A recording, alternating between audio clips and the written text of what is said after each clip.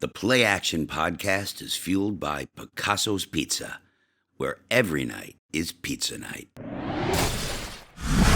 We are going to dive into the Seattle Seahawks during this podcast. But first, let's start with just a state of the Bills' offense. You know, it's looking a little different now that Amari Cooper is there.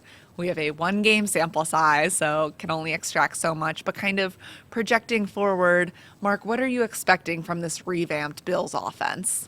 Well, obviously, the debut by Cooper was everything Bills fans could have hoped for. Catches a touchdown pass, dropped his first pass, catches a touchdown pass on his first target in the red zone, and generally looked like he gave the Bills, answered one of the big worries about the Bills through the first 6 games, which was ugly offensive loss against Baltimore, ugly offensive loss against Houston. Don't have answers outside the numbers. Don't have answers against good elite coverage teams, good defenses, and can't win against man coverage, or don't scare people. Right. Away from man coverage. And so now the addition of Cooper adds changes the complexion for opposing defensive coordinators entirely. The touchdown play was nice, but the play I liked really was great. It was late third, early fourth quarter. He has press coverage from 39 at the line of scrimmage and catches a 19-yard back shoulder, defeats press coverage with a quick stutter move off the line easily. So that was great. That kind of play is exactly what they need to face to counter the tactics they're going to be seeing from good defenses. Kansas City foremost in mind. Now, state of the offense elsewhere, a lot to talk about. A lot about it with Josh Allen, but also 2 concerns: third down conversions a problem, slow starts a problem. Yeah, Josh Allen turnovers. Impressive so far. Super impressive. Off of last year when he tied for the league lead in interceptions, or was it 18 interceptions? Right. Yeah. Huge. No interceptions. No interceptions through 7 games. We've talked to both him and to Joe Brady some about, hey, how are you doing this? I think there's a couple things at play. I think one of it is Josh himself. His decision making has been better. He's looking, knowing that he doesn't have to just be playing hero ball all the time. But I think also the way Joe Brady's scheming it up has been beneficial as well. No doubt. And really, this is not a new development. It is for this season it is, but really it started when Joe Brady took over at midseason last year, because I think Josh had 11 of his interceptions the first half of the season with Ken Dorsey, and clearly he was pressing and forcing too many throws. So it's part of when he has such an elite arm, the willingness to take what the defense is giving us short. You can never go broke taking a profit. Yeah, and it was interesting how he and Joe Brady both kind of credited the opposite person, where right. Josh Allen was saying, I think it's just kind of the mindset of what we're doing, the things that Joe's calling, whereas Joe was like, this isn't me, this is Josh Allen. Yeah. So complimentary of each other, which bodes well for the relationship between a quarterback and an offensive coordinator, but also just so good for this offense as a whole that, they made the point, if it's not working out, they're punting it. They're not turning it over. And Josh, no interception. He had no interceptions against Pittsburgh or Kansas City in the 2 playoff games last year either. Yeah. So third downs. The Bills have been number 1 on third downs the last 2 years, 2022 and 23, number 1 in the league. They've been great on third downs 4 years in a row. Where are they right now? They find themselves 25th in the league at just 33.7% conversions. I think they were at 49% last year. A huge drop. So there's a lot of things to unpack on third downs. Part of it is you can't look at it in a vacuum. Part of it is the passing game on first downs was really bad against Baltimore and Houston. Mm-hmm. which was, part of the Amari Cooper dynamic, wide out issues. And then this ties into slow starts, too, because against Tennessee last Sunday, just miscues, getting them in bad situations on third downs in the first half of the game. Yeah, they went 3 and out 3 straight times to start the game against Tennessee. So that's obviously not what this Bills offense is capable of. Yeah, penalty. There's a penalty. Cooper has a drop on the first third down series, a penalty the second series. So just a little,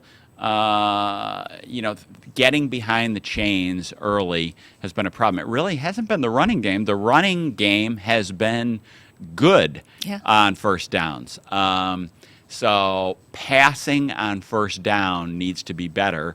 An optimistic thing, and passing on the first down has been great under Josh Allen before this year. It was encouraging that the second half against Tennessee, passing on first down was good. So we'll see. Let's take a look at the matchup this week for the Bills offense. The Bills offense actually coming off 4 straight games against highly ranked defenses: Baltimore, Houston, Jets. Tennessee, by the numbers anyway, was the number 1 defense in the league and did not play that bad of a game last Sunday against the Bills. That really wasn't Tennessee's biggest problem. So now, after a gauntlet really of 4 straight games, the Bills get Seattle. Yeah, West Coast trip too, going all the way out to Seattle, and I think just kind of seeing what the Seattle defense can put up. They're coming off this game against the Falcons where they allowed them just 14 points. I thought that was an interesting matchup too. But what do you make of kind of this team as a whole? Well, the Falcons moved. Yes, the offense is by far the strength of this Seattle team.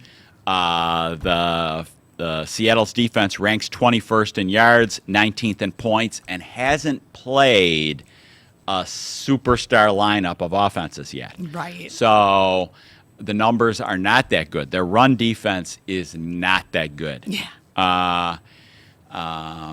So I think this is a game, and I'm going to write this in the Buffalo News, that the offense needs to carry the water here because the Bills defense has the far tougher matchup. And this is a game the Bills cannot afford the offense to be sloppy early. The Bills need to get and should get off to a good start. The Seattle has had injuries in the secondary.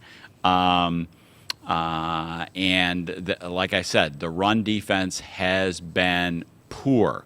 The strength of the Seattle defense is if they get in third and long, that's where they have the Baltimore scheme. Their coach is from Baltimore. Their head coach is from Baltimore. It's the Baltimore scheme. If they get you in third and long, trouble. Joe Brady already gave credit to the Seahawks defense. They've got some strengths there, but like you mentioned, the run defense hasn't been what it's needed to be. Their defensive line is good. Leonard Williams is a superstar, and then a real interesting guy to watch, a great matchup to watch. Their defensive end, Derek Hall, out of Auburn, second-year guy, against Spencer Brown. Derek Hall is not a bendy guy. He is not a speed rusher, but man, the power. Yeah. His bull power rush is super impressive. And so that is going to be a fun, interesting matchup to watch. They do have a speed rusher, Boye Mafe, who is an elite athlete. So he's fun, too, to watch. But that's on obvious pass rushing situations, trouble. Muddy picture, get all funky looks, trouble for Josh Allen. But on first down, the Bills should be able to run the ball. They should be able to control the ball or throw the ball with controlled passes. I kind of expect to see a bunch of zone. So the Bills should move the ball. They need to move the ball. The Bills need to go to toe-to-toe with this offense. The Bills should score 24-plus points in this game. There's no excuse if they don't, and if they don't, it's trouble. Now, Mark, as you mentioned, you're going to be writing this week about how the Bills' defense has the bigger task going up against the Seattle offense. Give us a little teaser of that. People can read the full story soon, but let's dive into why that is. Geno Smith, in his 12th year in the NFL, is the number one passer in the NFL. This is not a new development. He was sensational last year. He's been outstanding since he took over. He's only the 20th paid quarterback in the league, but he is playing like a top 10 quarterback, and there's no ifs, ands, or buts. Now, he does have an outstanding offensive talent. This is a loaded skill position team. This is a wide receiving core that is superior to the Bills' wide receiving core. Now, the Bills might be catching a break. DK Metcalf had an MCL sprain last week in Atlanta. ESPN said he's week to week, which indicates they're probably going to sit him out this week. We'll see. That would be a fortunate break. But even if DK Metcalf sits out, presuming he sits out, this is still a really outstanding offense from a weapons standpoint. Tyler Lockett is an outstanding wide receiver. Bills fans might remember him catching like a 150-yard long touchdown pass against Buffalo in that game in Orchard Park a few years ago. They got a good slot receiver in Jackson Smith and Jigba. Metcalf is a superstar.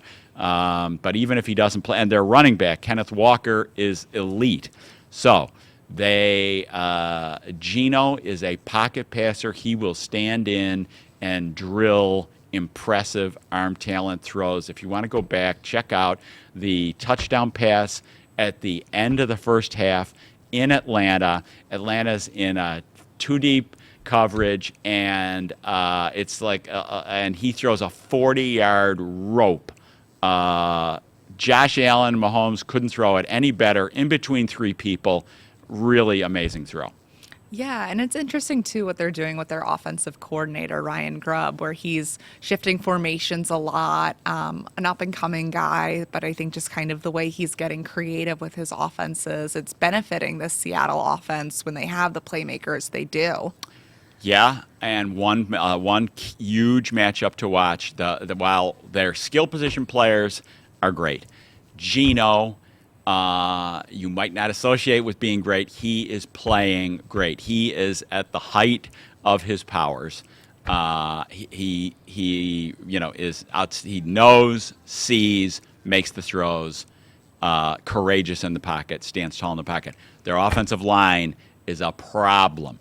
He was pressured on 50% of his throws against Atlanta and still had a great game. He is under pressure a huge amount. He's been under pressure like 10th most in the league, I think. And yet they're number one in the NFL in passing yards. The right side of their offensive line has been a disaster. Okay, and I don't use that term lightly. So Anthony Bradford, the right guard, Stone Forsythe, the right tackle, or whoever else they might play at right tackle, that has been a huge problem. The Bills' defensive line, the way it's been playing, should have a big game this game. Yeah, and I think let's talk about the defensive line for a second, because that has been an ongoing storyline of just, are they getting enough out of them? I've been impressed this season so far with Greg Rousseau, and I think I would slate him for a big game. Absolutely. He's got a favorable matchup. He had an outstanding game against the Titans. Mm-hmm. Again, the Titans had trouble, just like Seattle. Problems at right tackle for the Titans. He had a favorable matchup. He basically had a sack. He shared it with Dwan Smoot, and he had like 7 other pressures that I counted. Mm-hmm. So he had an outstanding game, and he has been a force. Really impressive on the other end. A.J. Epinesa has played, I would say, exceeded expectations. Also because he's won matchups against higher-rated players. Yeah. He beat, the Jets' highly regarded left tackle for a couple of key sacks.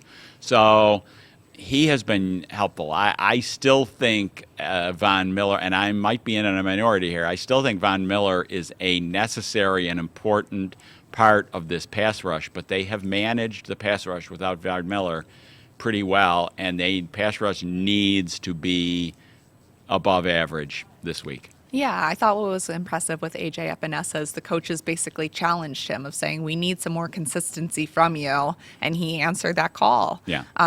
He's made some big plays, but they wanted to see that level of consistency, and now he's showing it a bit. Right, and I just found that stat. The Seahawks are the 12th highest pressure rate in the league so far. They've allowed 20 sacks, which is tied for the 5th most. So they're succeeding despite their offensive line, really. Definitely an exciting matchup. Headed to the West Coast for it. We'll have all of your coverage this week leading up to it and from the game itself in Seattle on buffalonews.com. And then we'll be back next week, so make sure you're subscribing wherever you get your podcasts to listen to more as we follow the Bills this season. Treat your team to the most flavorful pizza on game day at Picasso's Pizza. 4 great Western New York locations: Williamsville, West Seneca, Lancaster, and Blaisdell. Picasso's. We are Buffalo's Pizza since 1980. Order online today at picassospizza.net.